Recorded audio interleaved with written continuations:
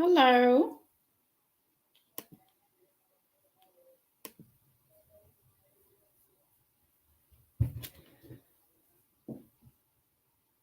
Just wait a few minutes. Hello, everyone. So I'm sure you can see my name on the screen, but I will introduce myself so you can get the pronunciation. My name is Akuch Kuol Anyieth. I just want to thank the team from Better Reading for putting this event together and inviting me to be here. Hello, Jasmine. Thanks for coming. I think before we roll into it, I always like to do an acknowledgement. So before I attend to all your beautiful greetings in the comment section, I like to acknowledge the traditional custodial owners of the land that my office and home stands upon. I like to acknowledge the sorrows of this stolen generation and that sovereignty was never exceeded. Thank you all for being here. Hello, Julie. Hi, Rose. Hi, Jessica. And I hope I'm pronouncing all the names right too. Hi, Julia.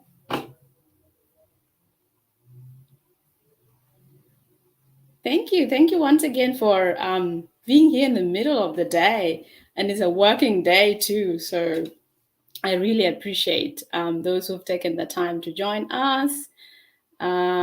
Kristen, Sally, Natalie, welcome. Hello.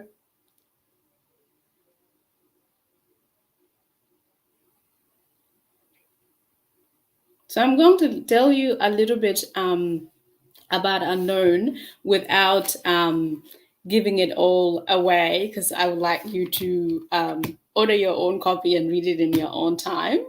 But let's dive into the discussion.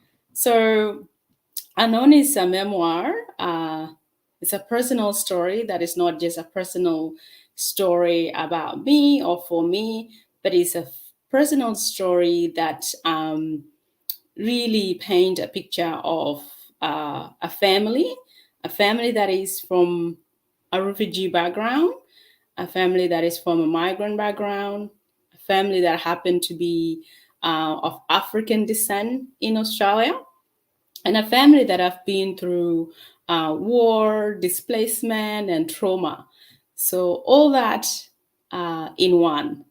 And I think the the memoir tell a particular story, not just about the experiences about on in that family or about me, but it also unpacks some of the challenges that migrant and refugee experience in the host country in the West, and also shine a bit of light into historical traumas that comes with refugees and how that sort of impact or shape their lives in the new country. Also, systemic racism and structural racism that Black refugees struggle to navigate in Western countries. So it's a deep book, and it can be heavy to read. It can be a very heavy read, but I wrote it in that particular manner because I wanted to stay true to those stories. I wanted to stay authentic to uh, my family, to my community, and to the society that I'm living in and writing about.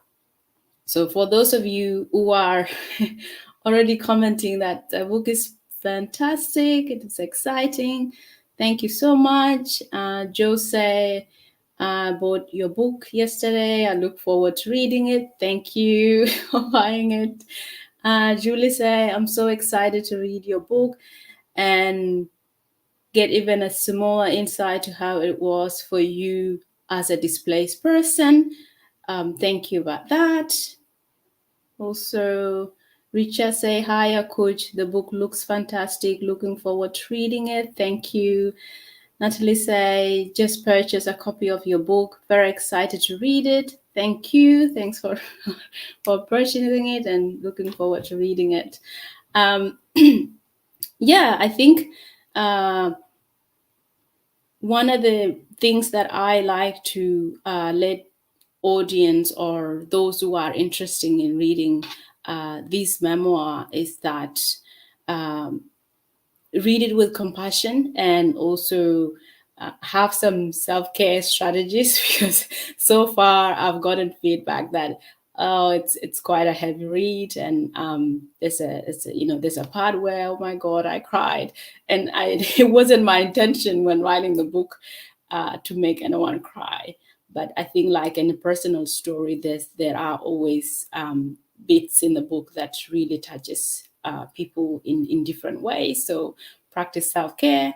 Unknown, as some of you already have ordered the book, it's available in bookstores, in online stores also, Kmart, Big W, and other near stores by you. So just check out where you can order it. Madeline say, I could throughout the book your mom comes across as much as strong, wonderful person. Can you tell us more about her and about your relationship? That's a very good question, Maddie. I appreciate that. Yes, my mom, I think in the book, it's quite clear that she was playing a role of the father, the mother, the protector, the provider, and everything, all of the above that both parents are supposed to do and take care of their children. So, with my father being off during the civil war of South Sudan, she had to take all that role upon herself. And I think she's done an incredible job. We are here now because of her. We are who we are because of her, and we have a very strong relationship. I still live with her. I look after her because we have a saying in Africa, or particularly in South Sudan, that you look after your children when they're little, and they look after you when you are old. So the role become reverse when they age, and we as a family are doing that now. She's quite looked after, and we hope that she will. In her old age, she will still live a long life, but when her life does come to an end, like we will all do, she will, pass on knowing that she was well looked after and she was loved and appreciated for all that she have done for us. Rose says, why is it important to you to share your story and shine a light on the experience of refugees? It's a very good question also. I think when refugees migrate to a new country, especially when they migrate to the Western countries such as Australia, there is a lot of emphasis on service provision, settling them, which is all great. They need shelter, they need employment, they need to enroll in school and get a level of education. All that is extremely important. But I think it was particularly important for me to tell my story and shine light on the stories of other refugees also within my community because I realize that the level of trauma that comes with the refugee, especially refugees that come from war-torn countries, is one part of the area that is not addressed appropriately or entirely sometime in their host country. And I know currently we have made a lot of progress as a country and as people who work in the field of family and domestic violence to provide services from a trauma informed perspective. However, when my family arrived during the early 2000s, there wasn't a lot of literature around that. There wasn't a lot of discussion, and it wasn't something that was embedded into our services. And that really inspired me to observe behavior within the community, within my family, and to also seek further education to understand how trauma impacts some individuals' life psychologically and emotionally. And when I look at everything that was going on in my individual family, and the interpersonal violence and the communal violence that was going on at the time, I could almost relate. I could almost relate it to their past experiences. And I would say that I will always tell my colleagues and my acquaintances that refugee bring themselves with them, meaning that what they have been through comes with them. It's not trauma, it's not something you just leave behind and move to a new country as a new person with a clean mind or clean memory. You bring those experiences with you, and when you grow up in a community where clinical intervention is quite foreign, especially in our community.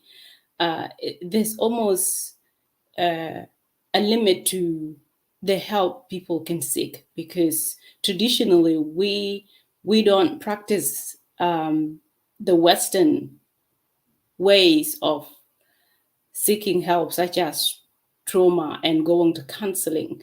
Um, Traditionally, they are addressed in a very communal, in a very traditional manner, and we didn't have that here in Australia.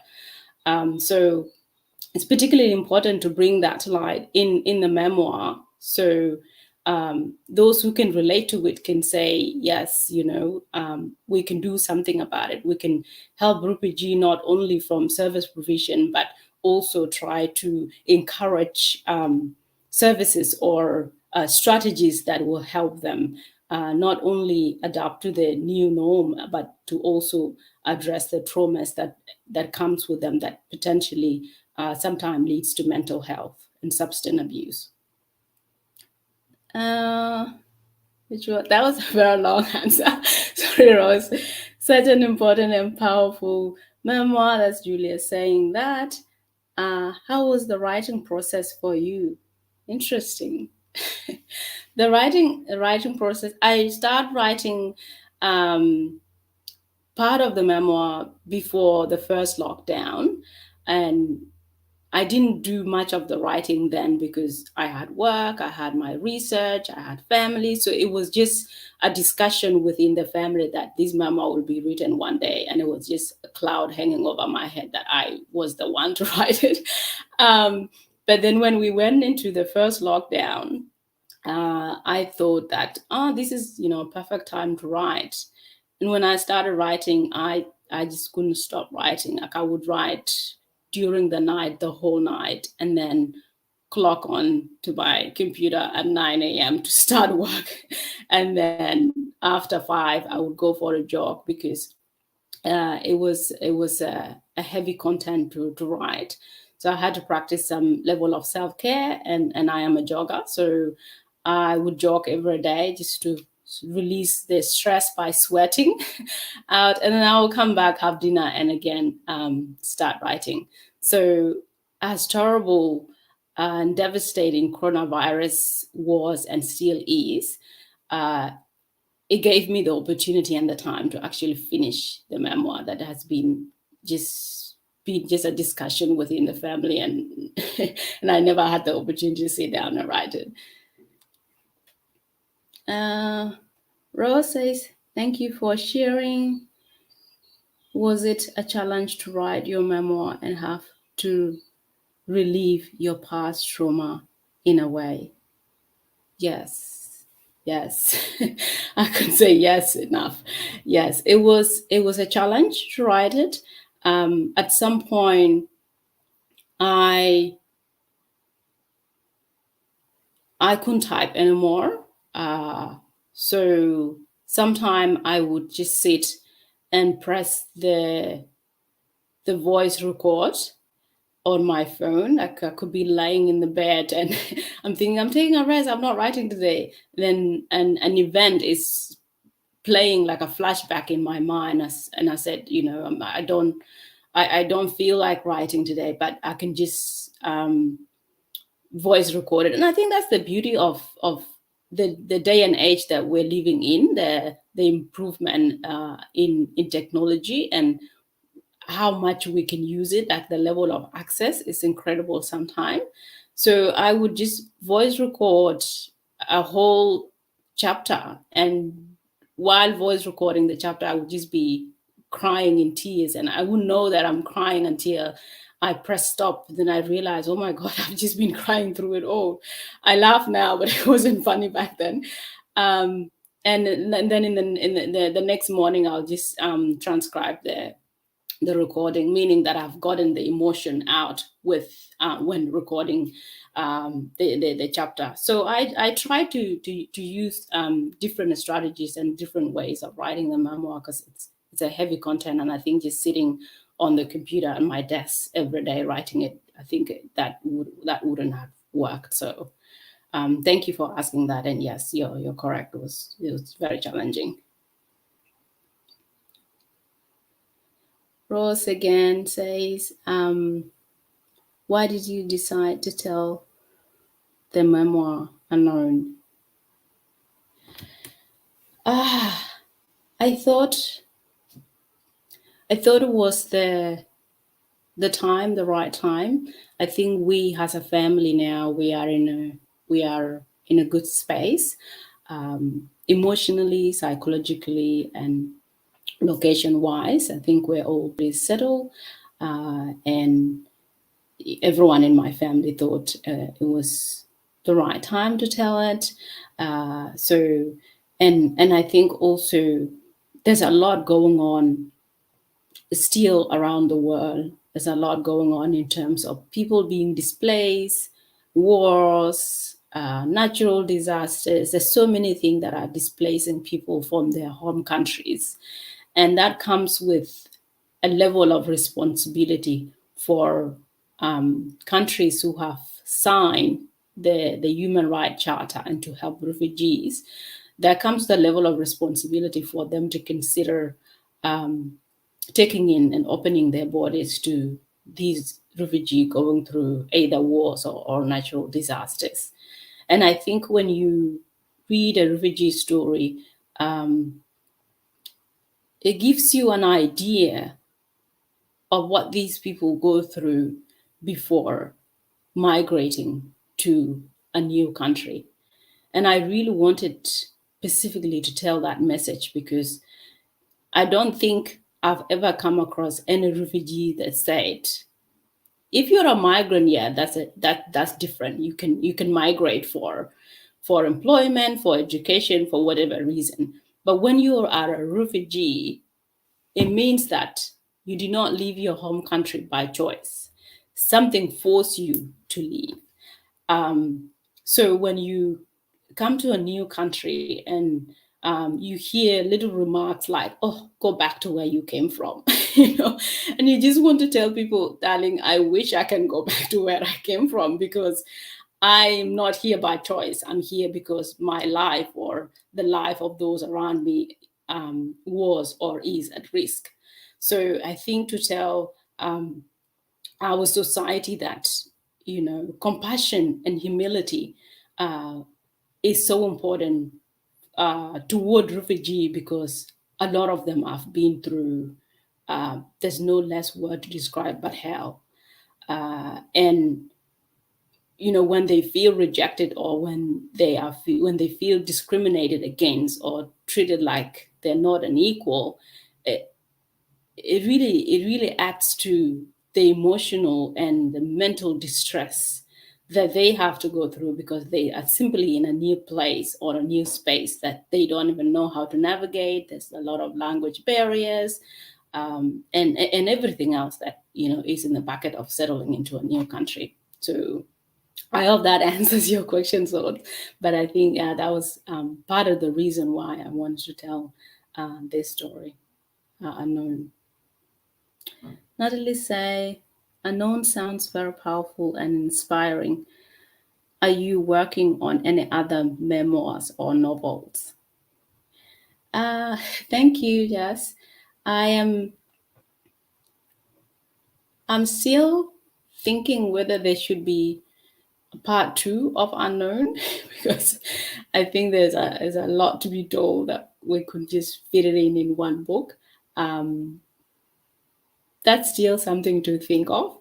But I am working on something that is not a novel or a memoir. It's more academics, co-authoring something with someone in academia around the field of family violence and customary law and how those two systems they working together or not because a lot of African refugee and migrant comes from countries where there's a heavy practice of customary law rather than the Westminster. So, and when they come here, it's often a contradiction between the two. So we are exploring that area, and hopefully it will be out soon if we put in the time and the effort to finish it.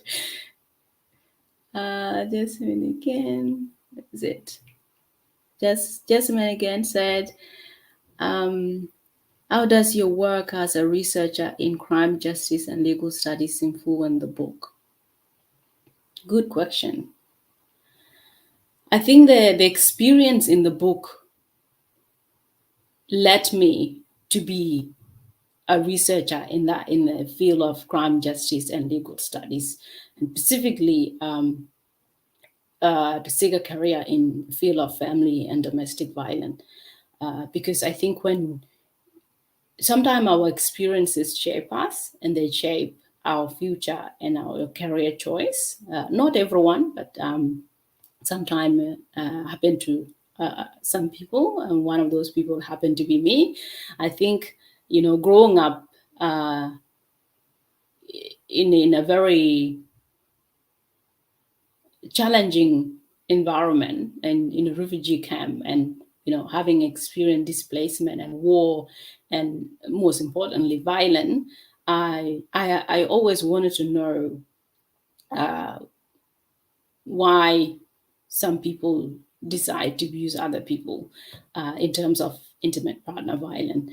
I've always been curious to know why this violence occurs altogether in our society. Why can we just live peacefully? I know that's wishful thinking, but it's an area that I've always wanted to explore and understand. So that's what inspired me to do research in this field, and to also work with victim survivors. Having been a victim myself in the past, I think sometimes victim feels like when you're going through the situation that you're in, or through the abuse and the violence, it feels like all the walls have closed in, feels like there's nothing or no anyone out there for you. And I partly wanted to be a voice for those victims. If I can impact or assist one person or one victim, then I will sleep better at night. Rose, Kathleen say hello. Hello, Kathleen. Lisa says, so interested to hear about your research. Yeah, fantastic. My research is looking at family, domestic violence, masculinity, and how that inform perpetration of intimate partner violence, family violence intervention orders is an area that I'm also exploring, and if they are serving what the intended purpose that they're supposed to serve within, especially within the South Sudanese community. So, in a nutshell, are they working? Are they stopping, or are they preventing? In other words, preventing the violence from reoccurring. That's my area of research, and still have a long way to go. I can call myself a junior academic, so I'm still on my way and learning and discovering, exploring other areas that I can expand my research into. But at the moment, those are the key areas that I research in and that I have published in. Um, I've also published around masculinity. My other book, South Sudanese Manhood and Family Crisis in the Diaspora, explore a lot around South Sudanese masculinity, patriarchy, and how that is informed by their experiences during the war, in the camp, and now in the diaspora, and how it's affecting their families and their individuals' lives. So that's something that you might want to also read further to understand my interest in the field. Rose says, "What can Australian do to support refugee better?" That's that's a very interesting question. A very important, very important question. This, I think we can talk about a whole day. We can talk about this whole day about what Australian or any other country that holds refugee can do to support migrant. But I will just touch on a couple of things because of the time. I think our refugees law or our migrations law, they are not really designed. There are some sections in that act that are not designed in favor of refugee. Say, for example, currently some of the refugee offenders who have served, say for example, they've served a criminal sentence that is 1 year, and they don't have citizenship, then they are prone to deportation. I think that's an area that needs to be explored, but migration and refugee laws are a very tricky and sensitive area, and they are not my area. But I can speak from experience as a refugee or as a former refugee. I think also the way we receive refugees as Australian, we need to be a bit more compassionate. We need to be supportive in not only in our system but in the settlement process. I remember when my family and I arrived, the age bracket where you can receive settlement assistance or services was the time frame of 5 years. I don't know currently whether that has been expanded or shortened, but it was 5 years.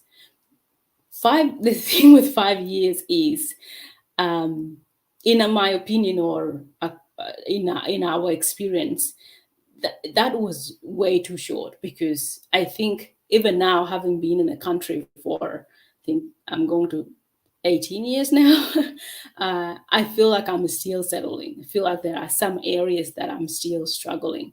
So when you put a caveat on how long people should settle, it's very disadvantaging, because not only do you come as a refugee and you learn new language, you learn the new laws, you learn the new norm, and you try to get employment and settle the kids in school if you're a parent. All that takes time, and it should be a process that you get assistance through until the individual who's settling feel like they have settled, not because you've reached the number of years that you expect that you should be settled by now. It makes it extremely stressful for refugee families to make sure that they are settled by that time. Otherwise, all the services that they are entitled to as new refugee will be cut off. Thank you. Oh wow, I didn't expect this great turnout and So many questions. I thought I was going to be doing most of the talking, but because you've asked such brilliant question, this conversation has been so amazing, and I wish we can keep going. But we have reached the half an hour mark. But I will just read out the last comment. Julie say, I love the chapter on schooling. Could you tell us a bit about your experience starting school in Australia? Good question. Um, I didn't know how to write or speak English when we first arrived. So you can imagine how that went. We went to language school to learn English from scratch. And not only was the language challenging, but just navigating the Australian system, like the whole curriculum, was was was a surprise, I should say. But because um, we are running out of time, but I will answer your question. Actually, I think at the time, and now there's a lot of work being done in school, and there's a lot of improvement. But I think when we arrived, we were some of the newest first sort of African migrant in Australia. And sometimes it felt like the teachers or the school just didn't know what to do with us. We didn't speak much English. We were placed in, I remember being put into year 10 because of my age. But my English or literacy and numeracy skill was not at year 10 level. So not only did I have to push myself and do extra work to catch up with the student that are in year 10 or to catch up with the year 10 work, um, it felt like there was a really lack of understanding from the school system about all the things that we were struggling with, say, issues in the family, not knowing English, not having enough resources at home to support me and get maybe a private tutor. We couldn't have that. So it's cool, especially high school was a very challenging experience. And I think the way our high schools or the way our schooling system in general is designed is, I would say, to speak candidly, it's quite colonial, and it doesn't look at other ways of learning. So if you can't speak or write proper English, then you fail. So, and you're told that you fail and that you're not good enough. And I've had experiences and heard experiences from my peers at that time that we were told that you should just be a hairdresser, or you should just, for the boys, you should just be a plumber. If that is a career choice for them, then by all means, that's great. Encourage them. But if that is not someone career choice, but you're telling them because you think that their English is not good enough, or they're not capable of pursuing other careers, it's quite damaging, especially when you're a teenager. You're conscious about everything. So if that is being topped up with criticism, negative criticism, it really it impacts you, and it does a lot to your way of thinking and outlook in life, and your self-esteem. Thanks so much. Thanks for such an illuminating talk. Thanks, Jasmine. That's nice. Joe Bell, say beautiful young woman. Thank you. Julie, thanks, Akuch. This was fascinating and enlightening. Thank you for sharing your story. Thank you. I feel like I keep coming so close to. I should have worn my glasses, but now you're seeing literally my eyeball going through the comments so close to the camera. Sorry, everyone. Next time I'll wear my glasses so I can see from far. Thank you, everyone. I really appreciate you coming along and listening to me mumble through unknown and explaining what it is and encouraging you to find and answering your question. I really appreciate your time and commitment and your wise question. If you want to reach me, I am with Text Publication. There's an amazing team there. Send them an email. You can email me also. My details are available online. You can connect with me via Instagram. It's my only social media. So thank you, and you all have a wonderful day.